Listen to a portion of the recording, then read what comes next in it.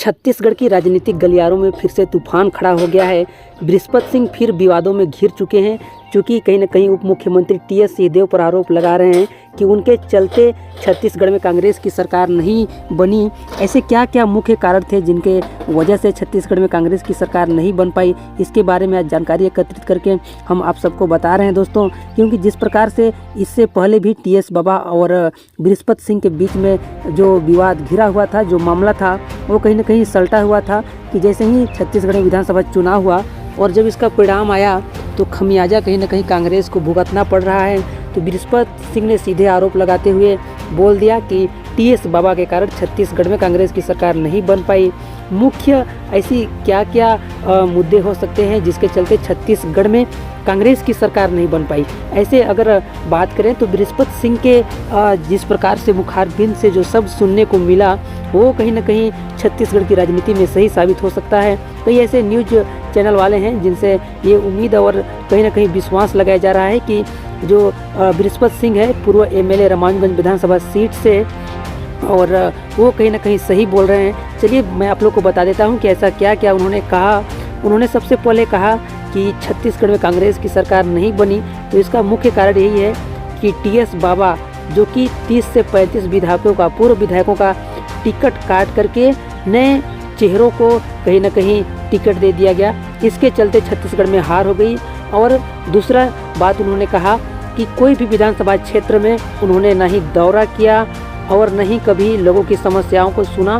चूँकि जब उप मुख्यमंत्री जब उनको बनाया गया तो मुख्यमंत्री बनने के होड़ में उन्होंने अपने आप को जनता से दूर रखा और मुख्यमंत्री बनने के लिए उन्होंने कोई भी रास्ता को नहीं छोड़ा, ऐसा बृहस्पत सिंह का कहना है। वही कहीं न कहीं तीसरी बात जो सामने निकल करके आती है कि उन्होंने हमेशा जनता से दूरी बनाए रखा और जनता की भावनाओं को उन्होंने ठेस पहुंचाया। और कहीं न कहीं जिस प्रकार से उन्होंने कहा कि सर्वे रिपोर्ट के अनुसार जो जानकारी मिली, टी.एस. बाबा ने जो बोला कि सर्वे रिपोर्ट के अनुसार हर विधानसभा क्षेत्र से जो जानकारी मिली उसके अनुसार से सबको टिकट दिया गया। लेकिन वही बृहस्पत सिंह का भी आरोप है कि ऐसा बिल्कुल नहीं हुआ। छत्तीसगढ़ की गलियारों में सर्वे रिपोर्ट कौन दिया है, कौन क्या किया है, कौन रिपोर्ट जानकारी ऊपर तक भेजा है, किसको हाईकमान तक भेजा है, जिसके लिए कहीं न कहीं कांग्रेस सरकार इसके लिए दोषी ठहराया जा सकता है। क्योंकि बृहस्पत सिंह का साफ तौर पर कहना है कि ना ही कोई सर्वे हुआ है छत्तीसगढ़ के कोई भी विधानसभा क्षेत्र में जिसके अनुसार हाईकमान को ये निर्णय लेना पड़े कि इस विधानसभा क्षेत्र से किसको टिकट दिया जाए। ऐसा कोई बात नहीं हुआ था, ऐसा बृहस्पत सिंह का कहना था। वही चौथा आरोप जो बृहस्पत सिंह ने लगाया कि बाबा को जिस प्रकार से छत्तीसगढ़ की जनता ने नकारा है, सरगुजा के महाराजा थे लेकिन उनको जनता क्यों नकारी, आखिर 94 वोट से वो कैसे हार गए, ऐसे में कैसे वो 14 विधानसभा सीट को देख सकते हैं। सरगुजा संभाग के अंतर्गत 14 विधानसभा सीट है और इस सीट में बड़े बड़े दिग्गजों का कहीं ना कहीं जिस प्रकार से सामने उभर करके आते हैं, उसमें से टी.एस. बाबा छत्तीसगढ़ के जो उप मुख्यमंत्री थे वो कहीं ना कहीं 14 विधानसभा सीट में अपना वर्चस्व जमाना चाहते थे, लेकिन वो खुद ही अपना विधानसभा सीट से हार गए, ऐसा पूर्व एमएलए बृहस्पत सिंह का कहना है। और वो कह रहे हैं कि इसको मैं लेकर के हाई कमान तक जाऊंगा, जो उनका पांचवा आरोप है। उन्होंने साफ तौर पर कहा कि मैं दिल्ली में जाऊंगा, सीएससी की बैठक में कहीं ना कहीं जिस प्रकार से आनाकोचर होता है उसको लेकर के उन्होंने कहा कि मैं हाई कमान तक जाऊंगा और जो भी बात होगी मैं वहां पर पूर्ण रूप से बोलूँगा।